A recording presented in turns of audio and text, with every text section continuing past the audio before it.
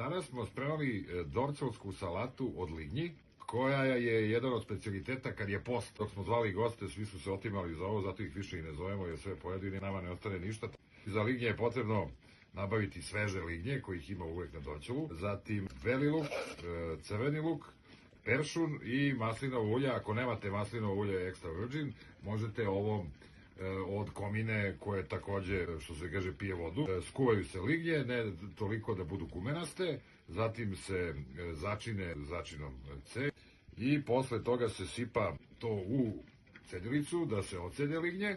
Kad se skuvaju, zatim se sipa luk, sipa se češnjak, što bi rekao Ante Tomić, i posle toga se sipa malo peršuna i naravno maslinovog ulja, to se promeša i onda držite negde da se oladi i onda možete da servirate ručak ili večeru, već svako želje. Ovo može biti čak jedini obrok uz neku salaticu, zato što su lignje zaista jedan dorćolski specijalitet.